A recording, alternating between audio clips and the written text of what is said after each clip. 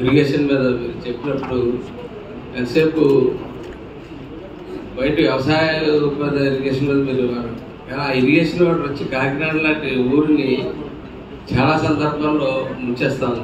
అంటే కాకినాడ అంటే రూరల్ ప్రాంతాల్లో రమణయ్యపేట, వలసపాకల, యాభైవాడలోని అలాగే సర్పవరం చాలా ప్రాంతాల్లో ఉంటారు. దానికి ప్రధానంగా ఒక కాలువ ఒకటి ఉండేది. అచ్చంపేట జంక్షన్ నుంచి రమణయ్యపేట, వలసపాకల మీదుగా ఆ కాలువ పల్లవరాజనగరం, గుడారగుంట, పల్లవరాజనగరం మీదుగా ఆ కాలువ వెళ్ళి ఉప్పుడేరులో కలిసి ఆ కాలువ ఆ డైవర్ట్ అయ్యి కంటిన్యూగా అన్ని జైనీరు వచ్చినా అన్ని జస్టిస్ వాటర్ ఏదో వచ్చినా సరే అట్లా అయిపోయింది.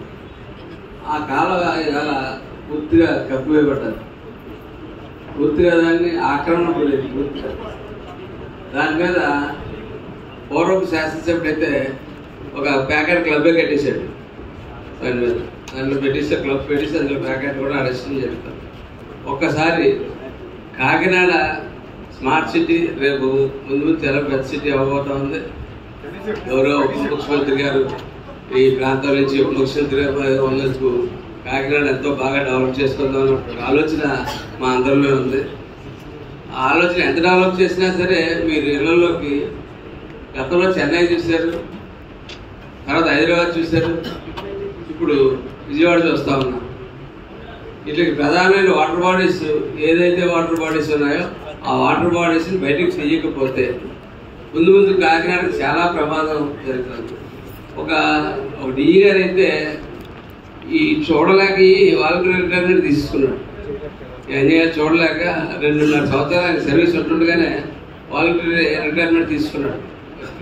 కాబట్టి దయచేసి నేను మిమ్మల్ని కోరేది ఏంటంటే హైడ్రా తరహా అంటే ఆ తరహా ఒక ఆలోచన వాటర్ బాడీస్ ఎక్కడైతే ఉన్నాయో ఇక్కడే కాదు, వాటర్ బాడీస్ ఎక్కడైతే ఉన్నాయో ముందు నోటిఫై చేయాలి.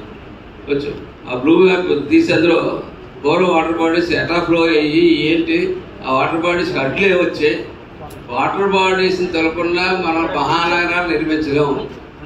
నిర్మించినా తిరిగి మునిగిపోతాయి. అది మటుకు వాస్తవం.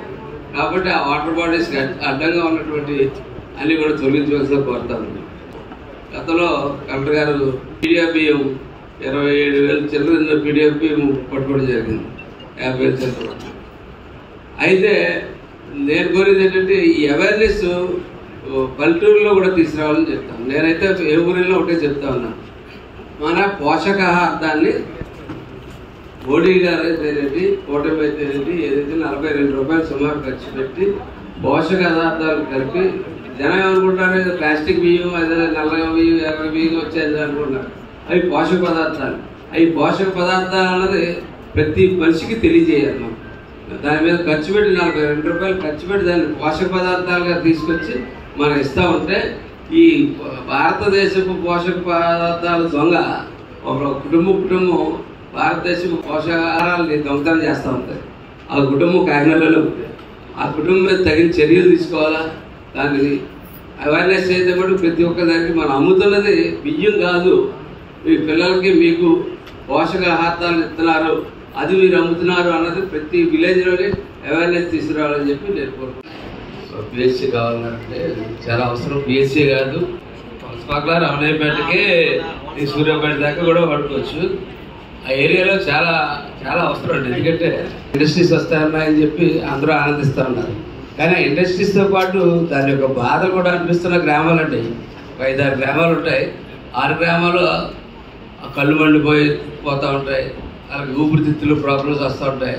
ముఖ్యంగా ఆ కోరమండల్ ఫ్యాక్టరీలో ఏం చేస్తున్నారో ఏంటో ఎవరికి తెలియదు. అది ఆ ఫ్యాక్టరీ నుంచి వచ్చేటువంటి రసాయనాలు ఏదైనా ఉంటే అలా ఆ ఫ్యాక్టరీ గొట్టాల నుంచి వచ్చే కాలుష్యం పూర్తిగా అనారోగ్యం చేస్తారు. 3 గ్రామాలు ఎప్పుడో కాకినాడ సిటీలో ఇల్లు అవసరం గ్రామాలు ఎవరో ప్రాంతంలో దేనివల్ల దాన్ని ఎలా ఎంతకాలం ఇల్లు అవ్వకుండా పెట్టి లేదా పంచాయతీ ఎన్నికలైనా పెట్టేసి పెడితే పీపుల్స్ రిప్రజెంటేటివ్ ఉంటే వెళ్ళి ఆ ఫ్యాక్టరీ దగ్గర వెళ్ళి అడుగుతారు. కనీసం ఏంటి ఏం జరుగుతుంది ఏంటి అని చెప్పి అడుగుతారు. లోపల ఎన్ని స్క్వేర్ మీటర్లు పర్మిషన్ తీసుకున్నారో తెలియదు. అసలు అది గ్రీన్ బెల్ట్ ఎంత కొట్టేశారో తెలియదు, ఎంత కన్స్ట్రక్షన్ చేశారో తెలియదు, ప్లాన్ అప్రూవల్ తీసుకున్నారో లేదో తెలియదు. చాలామందికి చివరికి అది ఏ పంచాయతీలో ఉన్నది కూడా తెలియని పరిస్థితి. కాబట్టి సార్ ఇవన్నీ దృష్టిలో పెట్టుకుని అక్కడ ఆరోగ్యం ప్రధానంగా కొంచెం ఆ ప్రాంతాన్ని ఇండస్ట్రీ యొక్క బాధ మేము అనుభవిస్తాం కాబట్టి మాకు అక్కడ మా ఆరోగ్యాన్ని కాపాడాలని అలాగే అవసరమైతే ఇండస్ట్రీ సహకారం తీసుకొని పిహెచ్సి కాదు దానికి ఒక స్థాయి హాస్పిటల్ ఒకటి కావాలని చెప్పి కోరుతాం.